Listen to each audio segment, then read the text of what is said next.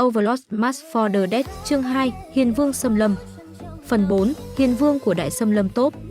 Sau khi biết được vị trí lãnh địa của Hiền Vương Xâm Lâm, Aura và Mare trở về báo cáo với cả đoàn. Thông tin này lập tức khiến mọi người chú ý. Bởi theo lời Goblin, những kẻ bước vào lãnh địa của Hiền Vương Xâm Lâm đều không bao giờ trở lại. Điều đó có nghĩa là họ đã tìm được một khu vực đặc biệt nguy hiểm. Nhưng cũng chính nơi này có thể chứa những manh mối quan trọng nhất về tình trạng bất thường của Đại Xâm Lâm Top. Một vài thành viên của Sunlight Scripture vẫn nghi ngờ lời kể của Goblin. Họ không nghi ngờ khả năng của Aura và Mare. Nhưng vấn đề là, liệu Goblin có thực sự nói thật hay không? Ian nhắc nhở mọi người rằng đó là thông tin duy nhất mà họ hiện có. Hơn nữa, mọi dấu hiệu mà họ thu thập được đều đang chỉ về phía bắc của Đại Xâm Lâm Top. Nếu ô nhiễm thú và hỗn độn thú đang khiến những sinh vật bản địa phải rời khỏi khu rừng, thì chúng rất có thể đã tiến vào lãnh địa của Hiền Vương. Điều này lại dẫn đến một câu hỏi khác. Nếu Hiền Vương Xâm Lâm thực sự tồn tại, tại sao nó không ngăn những sinh vật đó lại? Và quan trọng hơn, nó giờ đang ở đâu? Để đảm bảo an toàn, cả đoàn quyết định cùng nhau tiến vào lãnh địa của Hiền Vương. Họ đi được khoảng 30 phút, nhưng không có gì xuất hiện. Không có Hiền Vương, không có những sinh vật khác, thậm chí không có dấu hiệu nào cho thấy nơi đây từng là lãnh địa của một sinh vật mạnh mẽ. Một số người bắt đầu nghi ngờ rằng thông tin của Goblin có thể là giả. Nhưng Aura không đồng ý. Cô đã nhìn thấy sự sợ hãi của Goblin khi nó không dám bước vào khu vực này. Nếu Goblin chỉ muốn lừa họ, thì không có lý do gì để nó phải sợ hãi đến như vậy. Và rồi, Aura nghe thấy một giọng nói phát ra từ trong những tán cây. Một giọng nói cảnh báo họ, hãy rời khỏi đây, nếu không, họ sẽ phải trả giá bằng mạng sống. Một cuộc tấn công bất ngờ bắt đầu. Sinh vật ẩn mình trong khu rừng và liên tục tấn công từ những vị trí mà đoàn người không thể nhìn thấy rõ. Nó tận dụng địa hình và những tán cây để che giấu vị trí. Nhưng đối với Aura, đây lại là một dấu hiệu đáng mừng. Bởi sức mạnh của sinh vật này đủ để khiến cô hứng thú. Aura lập tức nghĩ đến việc thuần hóa nó. Trong khi đó, sinh vật kia tiếp tục cảnh báo họ rời khỏi lãnh địa. Nó còn sử dụng ma pháp thao túng tinh thần. Nhưng phép thuật này không có tác dụng với các thành viên của Sunlight Scripture, Aura, Mare và Homunculus. Chỉ có Surako bị ảnh hưởng. Cô lập tức rơi vào trạng thái bị kiểm soát. Aura quyết định không tiếp tục chơi trò trốn tìm nữa. Cô yêu cầu Mare sử dụng ma pháp. Những dây leo lập tức trói lấy sinh vật đang ẩn mình trong bụi cây. Nó bị kéo ra khỏi nơi ẩn náu. Và cuối cùng, mọi người cũng nhìn thấy Hiền Vương Xâm Lâm. Hiền Vương Xâm Lâm thực sự là gì? Đó luôn là thứ khiến họ tò mò suốt chuyến đi.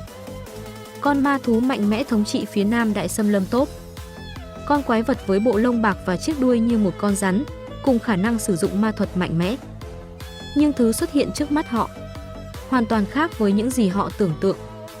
Không phải một con thú khổng lồ đáng sợ, không phải một sinh vật huyền thoại với hình dáng kỳ dị, mà là một con hamster khổng lồ. Các thành viên của Nazarick có phần thất vọng trước ngoại hình của nó. Ngược lại, những người của Sunlight Scripture lại vô cùng kinh ngạc.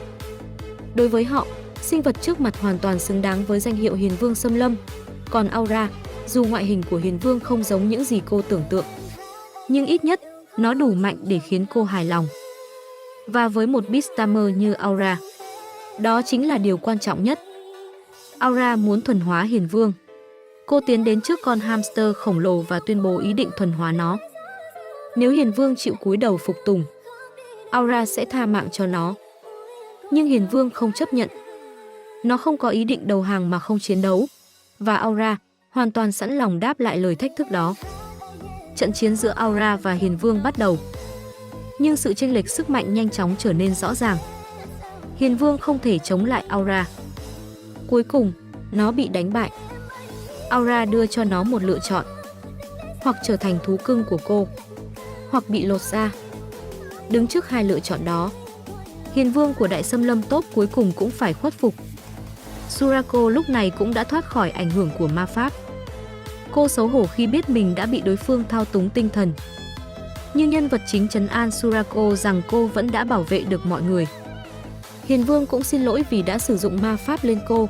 Sau đó, nó chủ động nằm xuống và để lộ bụng. Đó là hành động thể hiện sự đầu hàng.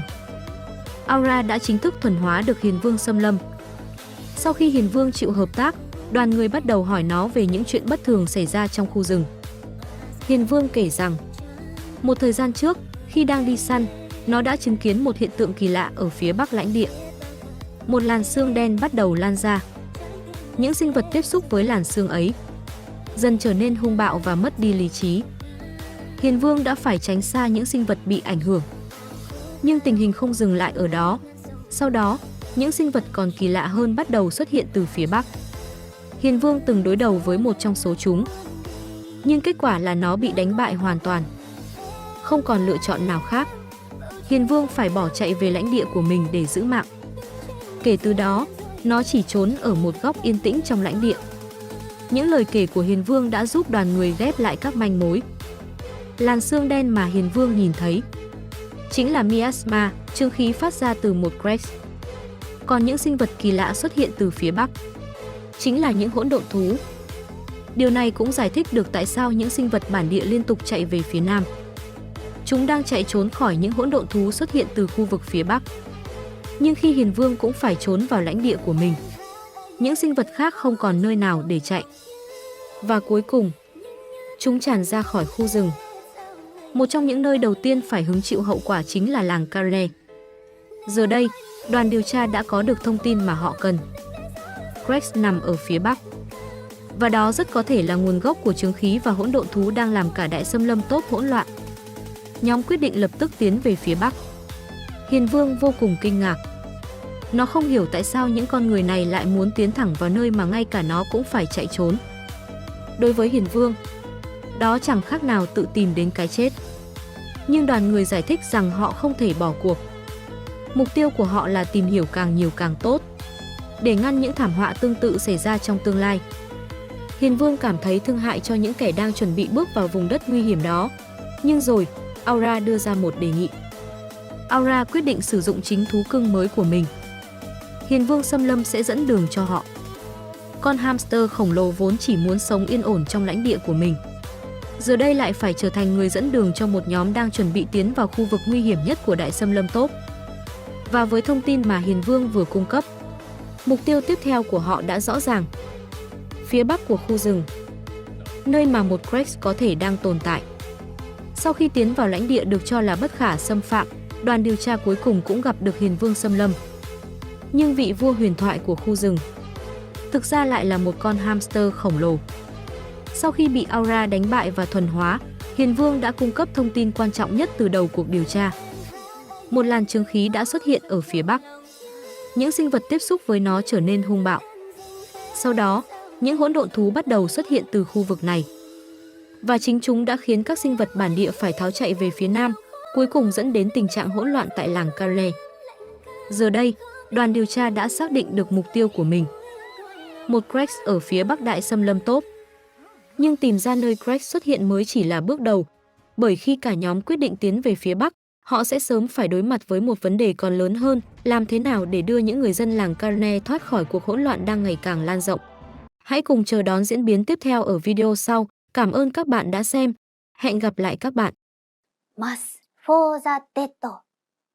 Ara, subscribe to the channel or else I will bonk you. 面を上げよ。